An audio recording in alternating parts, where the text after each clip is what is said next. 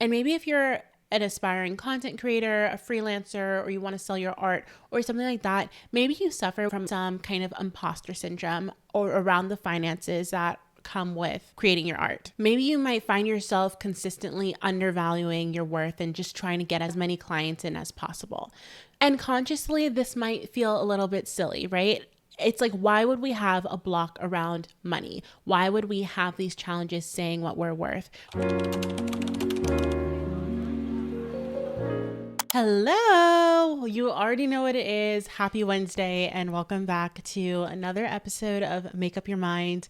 I have been really on my grind lately. We're in the thick of August and I just don't know if you've ever felt this way, but sometimes it's like you're cruising, you're chilling, you're on vacation, and then when you come back, there are all these things that you have to do.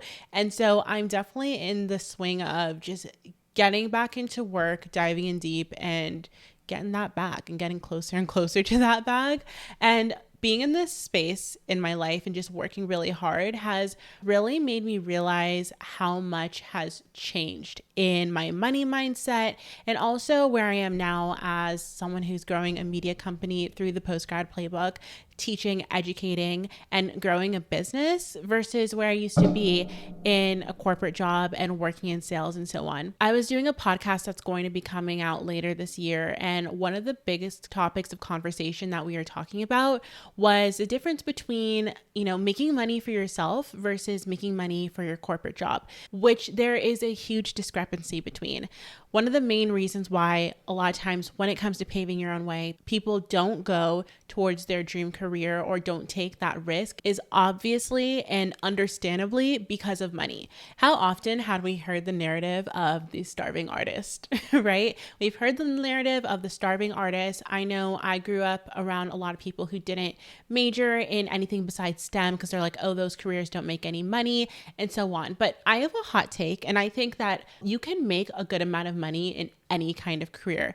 And especially with the evolution of social media and entrepreneurship and this new generation that's entering into, being full-time working adults, there are so many opportunities that you can make money, but it's really reframing your mindset around it and claiming that for yourself. So for today's episode, we're diving in deep into cultivating an abundance mindset, a money mindset, how to rewire those limiting beliefs, and where that might even come from. But before we get into it, if you're watching on YouTube, make sure you're hitting the subscribe button. And if you're listening on Apple Podcasts or Spotify, I would love for you to hit the plus and follow the show so that way you are always notified as soon as an episode drops every single Wednesday. So let's get into it, our money mindset. A little bit of backstory about how this appeared for me. I remember when I was first starting out with the Postgrad Playbook, I did a lot of speaking engagements for it. So I'd be pitching these speaking engagements to go to these schools, these workshops, universities, things like that.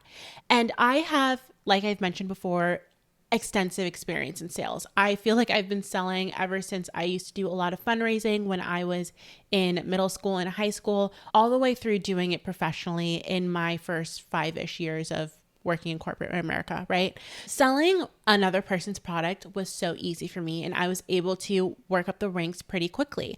But when it came time to sit in front of these universities, these schools, and these potential clients, it was like I was entering a whole new ballgame. It was so easy for me to sell someone else's product, but when it came time to sit up and pitch myself and write down my own prices and name my own prices, I found that I hit a ton of roadblocks. It felt a lot more uncomfortable for me to do that. It felt a lot more confusing for me to name my prices. It felt like I was justifying my worth. And I was like, where is all this coming from? I thought I was experienced. I thought that I was good at this.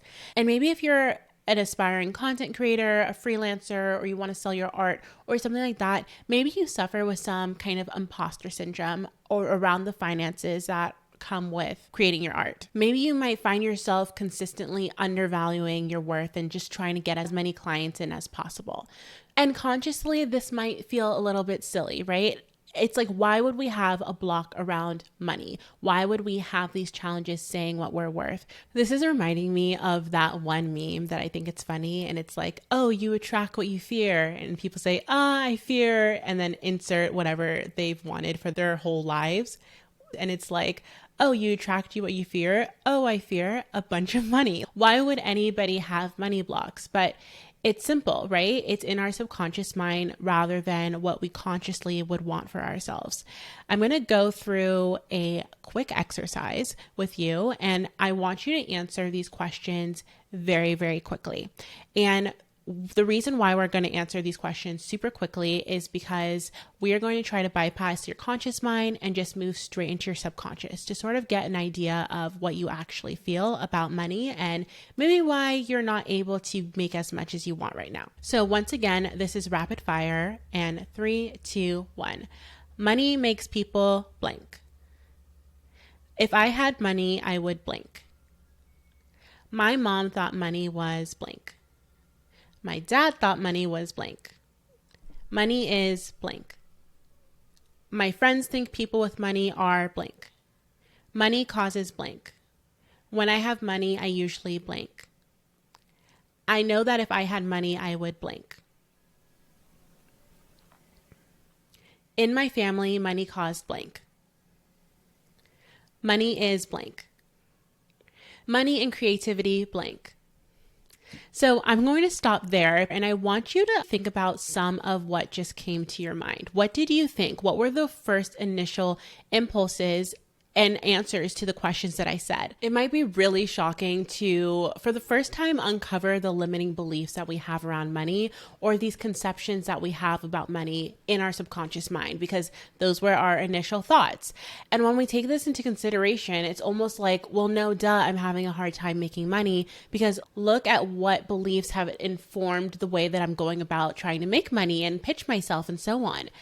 One thing that I learned in sales is that the other side can always, on some level, sense your energy. So if there's a tinge of desperation, like you really need to close the deal, or if you just don't really believe that you're worth the amount of money that you're asking for, the other side can sense it. But when we think about the limiting beliefs and the phrases that we've probably heard a lot of times growing up from our parents and get to the root of our money story, it makes a lot of sense.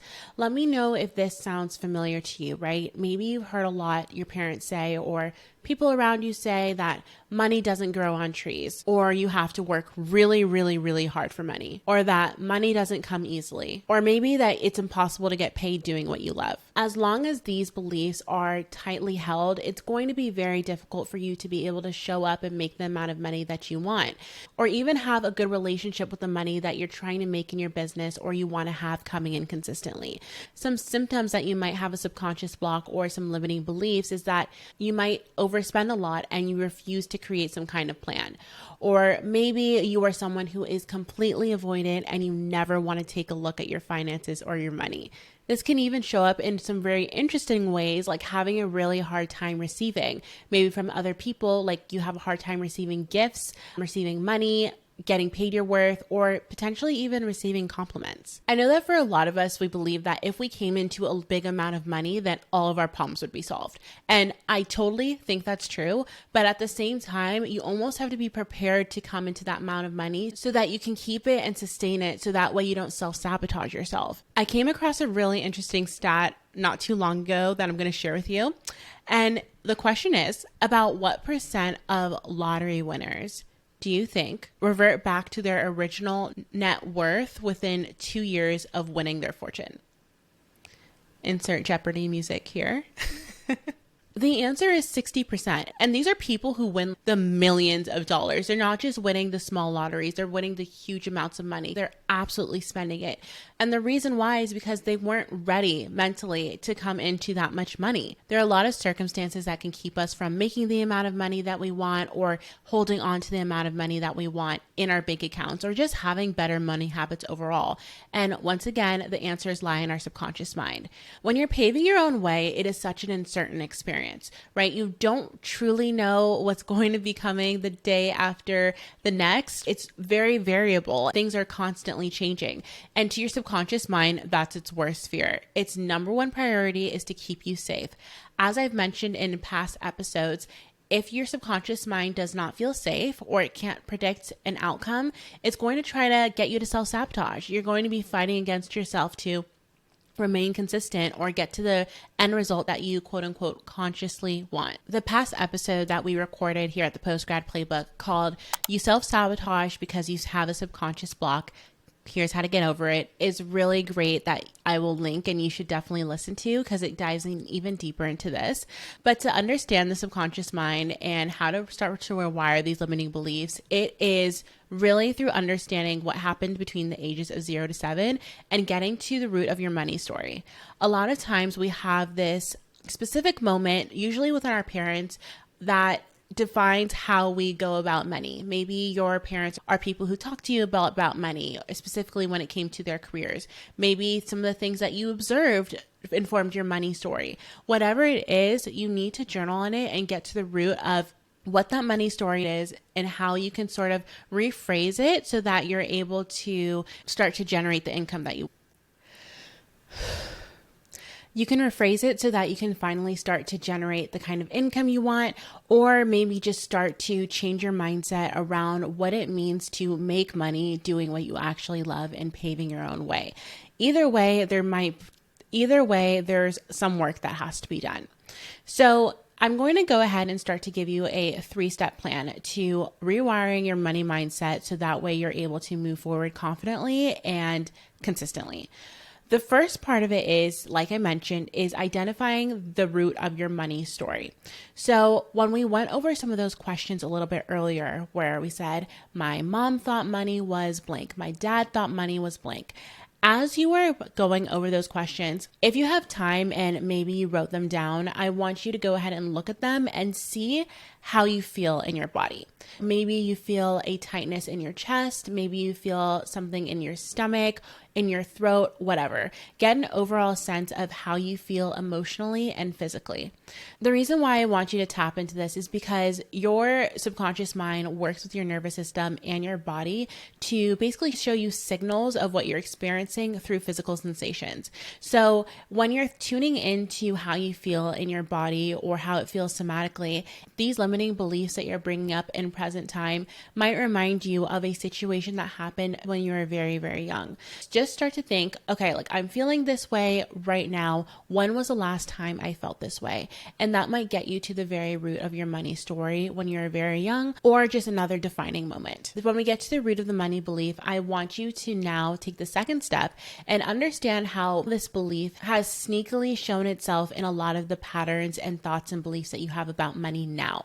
So maybe if you saw your parents fighting about money when you were younger, maybe now you avoid money because you think money might lead to fighting and so on. So what were some of the associations that you made consciously and how are they still showing up, which is a driving factor behind you having some sort of understanding between how money fits into your professional story. Then lastly, as we understand how unfavorable this is, we're going to write down how we want to course correct. How would we actually want this to play out? What is the better alternative? How do we want to shake things up? And then detail exactly how your life would look like if you had better habits in place.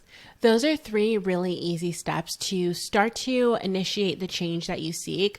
But really, it's going to come down to, after doing those 3, really focusing on and intentionally implementing those changes in tangible steps. So potentially setting SMART goals around how many pitches you're going to send, or trying to find ways that you can find abundance and financial opportunity through the projects that you want to have that result in. You might be able to take inspiration from people who are already out there and are already making money in the way that you see yourself being able to.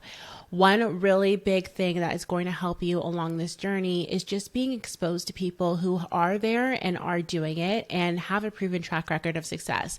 That way you're able to reinforce any limiting beliefs that pop up saying, oh, this isn't possible. Instead, X that out and saying, yes, it is, because I see examples through this, and that.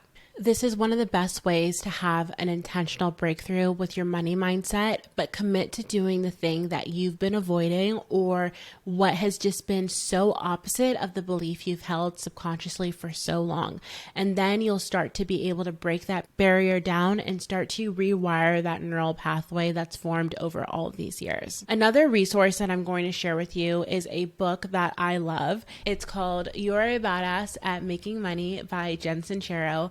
And this really is a good overview of how to master a great money mindset and segue into this kind of work. It is very self-helpy. It does sound like a cheerleader is cheerleading you on, but I recommend it, and I'm going to be including a link to it in the show notes.